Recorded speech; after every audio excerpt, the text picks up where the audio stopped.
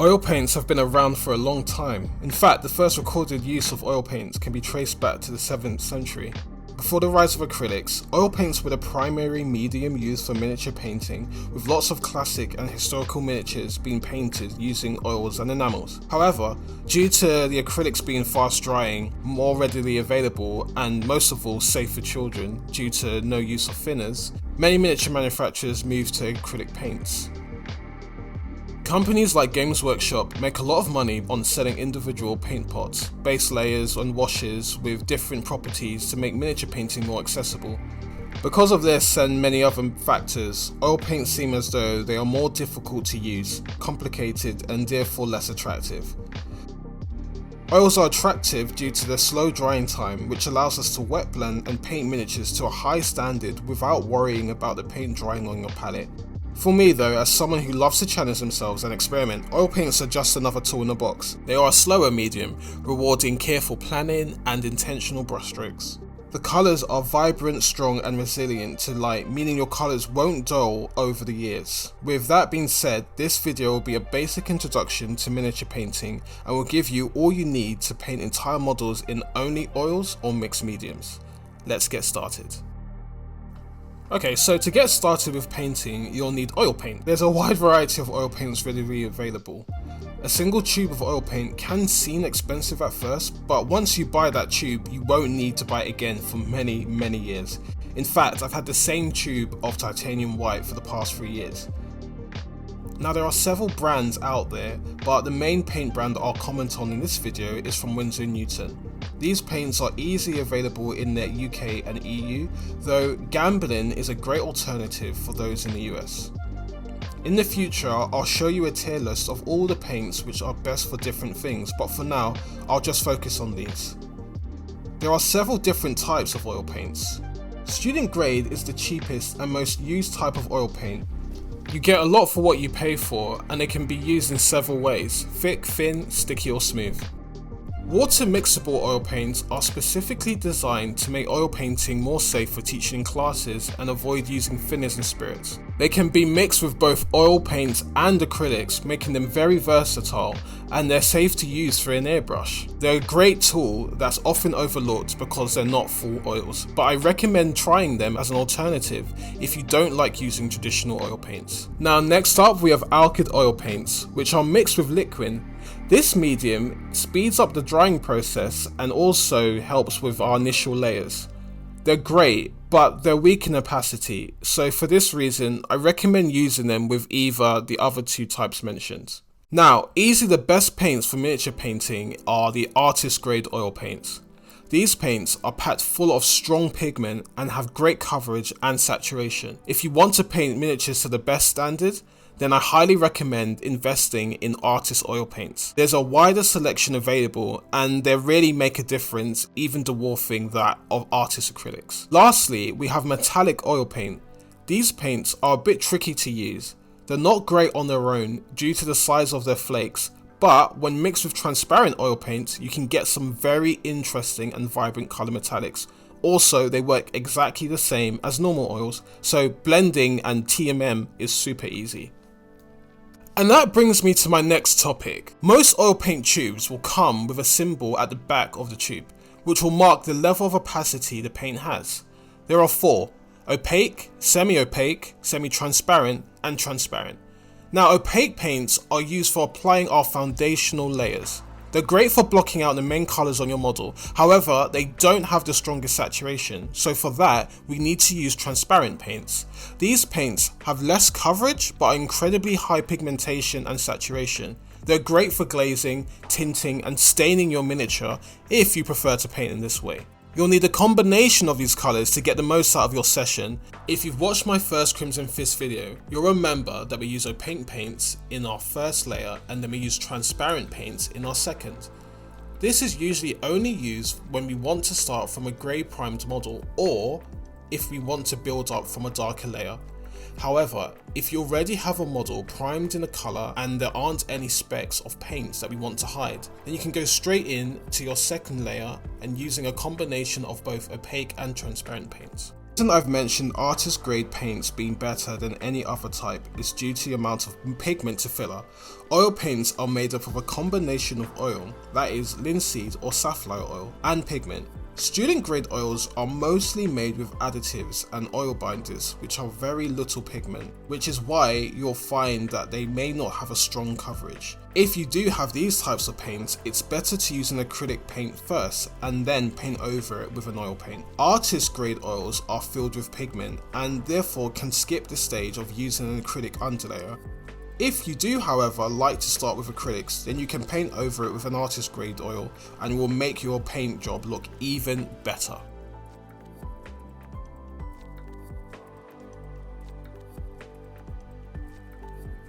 There are currently 3 types of oil paints developed specifically for miniatures. 502 Abeteilung by AK are a brand which come in 2 variations. These paints are primarily used for weathering, and their fantasy brand which is used for, well, fantasy miniatures. These paints aren't bad at all, although they have their own rules for how they like to be used. They have a really creamy consistency, but they need to be thin to get the most out of them. I definitely recommend them though, especially if you can't afford expensive artist grade paints. Then there are Scale 75's Scalecolor Flow, which are my personal favourite. They have great colours, great consistency and great coverage and are very smooth. They're also dry super match, which is a plus for me because I prefer the look of matte paint. Lastly, there are Ammo Mix oil paints, and these are the least versatile out of the lot. They do have a good selection of colours and come pre-thinned, and as a result may not always be the best choice in every situation. However, I also have the least experience with these paints, so I'll experiment with them and maybe do a paint review in the future. A big issue however with all of these paints is that they don't have opacity values on the paints or on the website, so as a result they are a bit difficult to know what you're going to get when you're purchasing a tube. Most are opaque though, so just experiment and have fun. There are so many different brands of oil paint out there and it's difficult to know which one's best, but hopefully this guide gives you all you need to get started and gives you a baseline of paints you can start with. Now I thought it'd be worth me showcasing how oils actually work with a demo. Like oils, acrylics can be produced either thinned or heavy body like this red paint from 502's acrylic line. Acrylics dry quickly, however, the vibrancy in which the paint is first applied often diminishes once it's dried. Oils in comparison retain their vibrancy even after being fully cured. However, transparent paints can be used to increase this punch.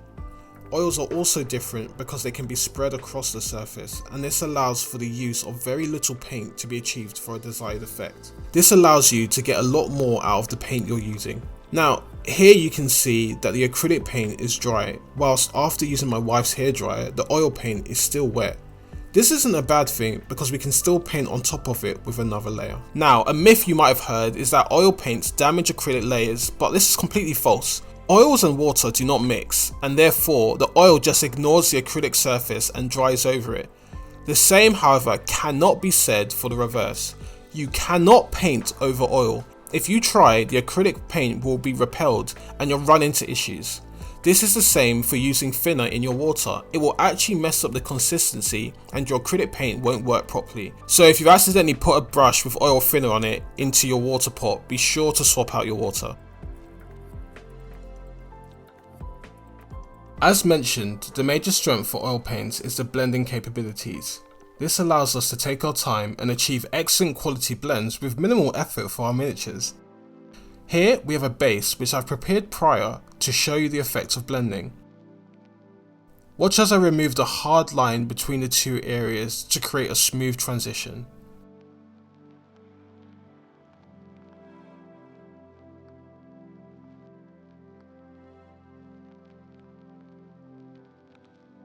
Obviously, this is done on a larger scale, but when taken down to weapons such as power blades or longer difficult textures such as cloth and skin, suddenly blending becomes very easy. For a starting palette, I actually recommend starting with the primaries. You can use a cadmium red, which is a very beautiful opaque red. Cobalt blue, which I know is super expensive, so a good alternative is another opaque blue with a similar value. You can also use intense blue from 502 or cobalt blue from Scalecolor. Cadmium yellow is a beautiful and strong yellow. You'll want the opaque versions of these colours.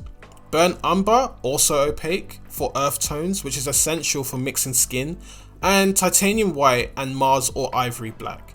You can also buy the primary or core set from Scalecolor, which comes with 6 beautiful colours in each, and I definitely recommend these personally. Now, we've said a lot about oils themselves, but it's important to mention all the tools you need to actually use them. Traditional oil is not thinned with water, and instead we use white spirit or turpentine. These can be harmful when used in an enclosed space, so please ensure that you're working in a well ventilated area. I use Gamsol from Gamblin, which is the safest white spirit for painters and it doesn't smell. I also like to put a little bit of thinner into my dropper bowls. This ensures that I'm only using the amount of thinner that I really want and gives me much more control. Also, it's a good idea to put your thinner into a container when clearing your brushes. You can keep it sealed during your paint session. You can also keep the thinner for a long time as the paint will sink to the bottom, and then you can swap the clean thinner into another container whilst you get rid of the junk. As for primers, I like to use matte primers as it absorbs the oil paint and stops it from moving around on the surface of my miniature too much. There are a lot of different mediums. Some are used for thinning your paint, others for increasing viscosity, others for glossiness and drying time. Liquid, for example, comes in 3 types and can be used to speed drying. You can mix this into your thinner or just apply it straight out of your palette. Linseed oil can be used to slow drying and give your paint more fat.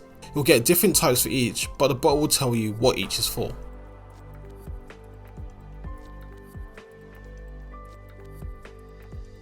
So brushes are really important, and depending on the technique you're using, you can either storm through them or have the same one for many years. But seriously, there's no reason for your brushes to be wearing out so soon if you look after them. Oils dry slow and they won't damage your bristles because so long as you clean them, they won't get into the head of the brush. I actually use brushes from artists Opus and Golden Maple. These brushes are saber brushes and can last a long time. I also have a few Windsor Newton series brushes, and these are very resistant, although after many years of use, they're now my dry brushes. Speaking of which, you'll need a mixture of round brushes and flat brushes. I like to flatten out my brushes depending on the technique I'm using. It's normal to have one brush for application and another for dry brushing. For palettes, I use these glass palettes from Redgrass Games. Before that though, I used to use an old picture frame with some grey paper behind it. They're both great to be honest, though the former is far more convenient and safe. You can also use a normal wet palette, but more on that in another video. Now you'll remember I mentioned fat paint. What I mean by that is increasing the thickness of your paint with every layer. So for example, you may find that when you try and paint over the same layer, the paint may begin to mix with the layer previously applied, which can result in an unwanted finish. This happens if the consistency of the following layer is thinner than the layer that was just applied.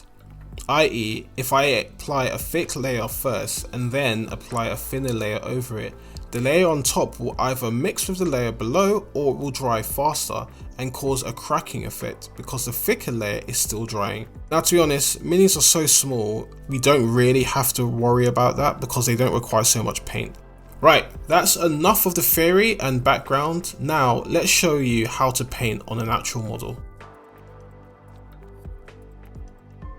Here I've got contrast bar red, which I'll be using as a base coat over our primed mini, and I've got Vermillion from Scale 75, warm red and Coagulated Blood from AK, and these will be our paints for this session. I first start by applying a thin coat of the bar red over the model, and this just ensures that we start from a strong foundation for all our oils to go over, and we get rid of any mistakes in our pre-shade. Now, an important part about oil painting is how we actually use our palette, and it's actually really good practice to have all colors on the palette at once when you make your mixtures. So rather than making a pool of all the colors mixed together, try and make a gradient from light to dark using our higher value colors all the way down to our darker value. This actually gives us a wider pool to choose from when we actually start applying our colors onto our miniature.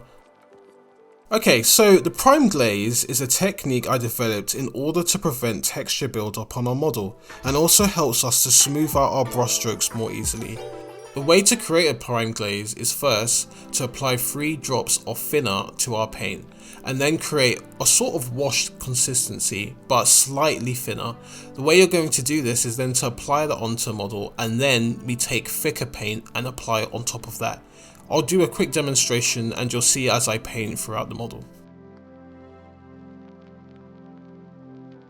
So I start by applying the prime glaze over the entire leg of the model, and what I'm doing here is just making sure I'm only applying it where I need it to be, and I'm not oversaturating the whole model in paint. It doesn't need to be super thick, keep it quite thin. You just want it to be almost like a wash consistency over the model.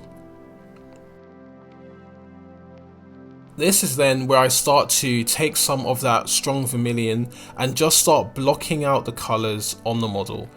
You can see how easily that moves and how smooth that is across the surface of the knee pad there. And then I'm going to continue this onto the shins. But first, before that, what I like to do is just slowly start blending away some of the side and the edges of that paint to create this nice circular light, and you can see just the difference between that spot and the rest of the leg, which we haven't applied oil on. After doing that, I then start applying the rest of my oil paint to the coverage of the leg, and I'm just trying to build up the volumes of where I think the oil can live. Now, as you're doing this, you might notice that the oil begins to blend because some of that wet area that's already there, but that's okay. We'll just blend it out with our dry brush like I've done here, not going over it too many times, just to remove some of that excess. And I'll do the same thing here on the leg. Doing it this way actually stops our paint from getting blotchy and just ensures that the coverage is still there whilst the paint itself is still thin. And this is one of the reasons I really like using Scale 75 oil paint, just how smooth and how easy it is to spread that paint around, whilst also maintaining the beautiful coverage that we can see on the brush at the moment, on the model at the moment. So now I'm just adding in some more of the coagulated blood, and I'm just going to start trying to shade some of those areas, and then the darker areas, just trying to just build out some of that contrast and really provide a bit of more shape and definition to these areas. But you can just see how the contrast paint has helped with that. The paint is pretty much, we're not having to fight the actual oil paint. It's working with us, and we're just making sure we're adding in the contrast to all the areas which we want to keep out of direct light. And if you notice in my right hand where the dry brush is, often what I'll do is I will just flatten out the tip of the brush just so we get like a smooth surface for us to blend over. And again, I'm not trying to totally overwork the paint, I'm just removing areas where I don't need it to be.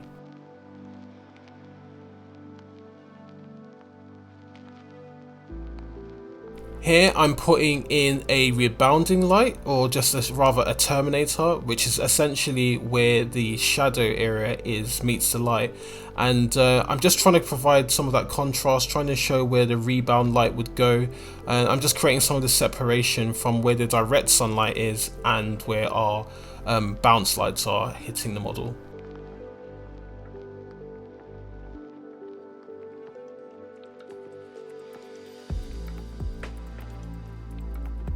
It's actually really interesting watching back the video like this to see what I was thinking.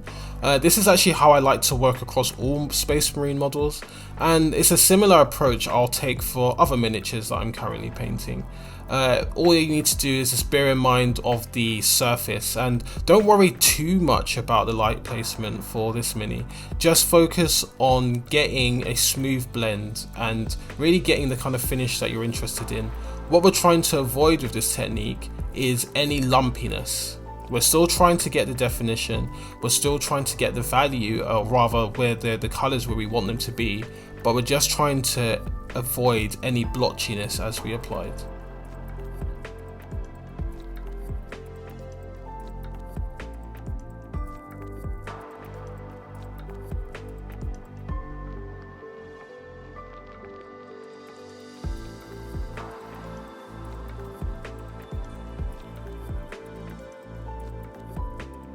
Now, red is a bit of a tricky colour because often it doesn't have that great coverage, so it does need a few layers to get it right, but we don't have to overwork the model. We can actually just take our time like I'm doing here, and in the hand it doesn't look too bad, but rather in the camera it doesn't look too bad, but in the hand I can notice that was quite a few brush strokes, so I'm just focused on removing those for now and trying to smooth out the area as much as possible. These are just one of the many ways that I actually like to paint with oil paints. There's so many different techniques that we can use, and as we continue with this series, I'll actually be showing you and taking you through different things that I've learned, different strategies that I've come up with to help me get the kind of finish that I want. But again, this is something that I've been doing quite fairly quickly. This will probably take you about 10 to 15 minutes exercise. It doesn't have to take very long. So now what I'm doing is I've left the oil paint to dry just a little bit, and I'm adding in some white, and basically this is to help with the value and just to help me define the kind of edges of where I want that kind of light to shine. So you can already see just by adding in some of that pink color, we're already getting a few areas where we start getting a bit more of a value jump. Now the only thing I'm noticing as I do this is that you'll notice that the red doesn't really stay as red as it was before. That's mainly because we're adding white to it. We're kind of stretching out the value, but that's okay. Overall, the model will still read as red, even if there are a few more pink sections on there. And you can check that out on how I did the Crimson Fist, the actual fist itself, for my approach to painting red. And I'm basically just going to keep adding white, building up the value, and for this all you have to focus on is just making sure that when you're applying, every single time you apply some of your paint, you dry brush around it, you dry brush over those areas that you want to kind of remove the excess. And the higher, the more layers we add, the less we'll need to dry brush the center, and then we start to work on the edges. So you'll see me slowly start to work on that as I start moving my brush over these areas.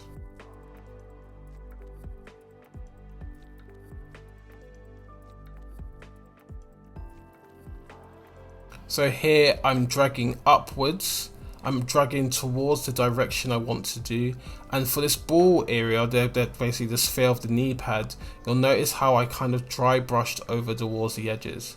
I'm doing the same thing now on the I guess the knee guard area here, where I've just applied some of that light area, and now I'm working on the edges of the oil paint. One thing I did notice is that the oil paint begins to dry very quickly using this technique, so you'll start to notice that certain areas look less blended, so you can just return back to those as you're painting and smooth those areas out. So here I'm just reapplying some of that red, and I make a little bit of a mistake here where I kind of go over way too much of the kind of volume we'd created, and you'll notice that I actually have to kind of start rebuilding some of that shadow area, just especially here on the side. That's fine though, as we go we'll just have to keep correcting. That's literally how oil paints work, there's just a lot of correction. Similar to acrylics in this way, like you'll paint something and then you'll realize that actually I don't really like that, and you'll just have to adjust it. And this is something that a lot of people don't see on tutorials, they don't really see as much adjustment, but it's something that all of us painters will go through, as either whether we're using acrylics or oils. There will always be areas that we just kind of have to correct and go over again. And here I'm coming in with just pure coagulated blood, getting into those shaded areas and just trying to redefine the shadows, removing any excess. You can see how much paint is on that brush.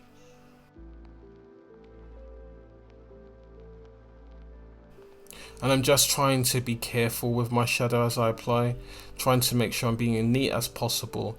And again, this is just one of the few techniques you can use to kind of just like start learning and trying. And in the hand, as well as on camera, you start to see like a clear definition. You start to see where the shade is, and of course we can varnish this afterwards. We can give it a pin wash just to help with those edges, but already just doing this by hand, you can see the blends you're already achieving. And it's just those two techniques, application and dry brushing, just giving us, and we're just moving the paint, giving us these different volumes and different areas to go over.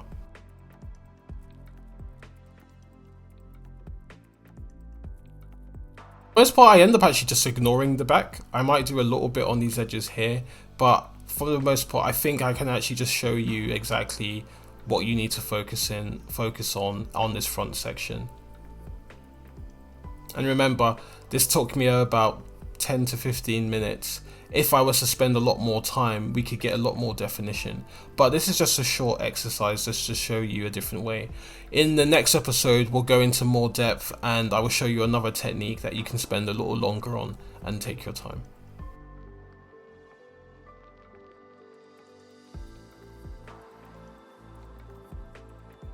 And this is the completed model. So, well, the completed step after you've played with the color.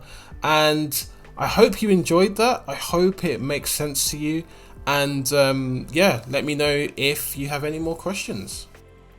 I really hope you found this video helpful. I've tried to make this video as informative but approachable as possible. And as this series continues, we'll go into more examples on miniatures and into more depth for application. But for now, I hope that this tutorial gives you all you need and all the information and confidence to try painting for yourself. Oils are really rewarding, although they do require a change in mindset and attitude. Nothing comes overnight, but if you keep at it and you keep practicing, you'll be able to master them in no time.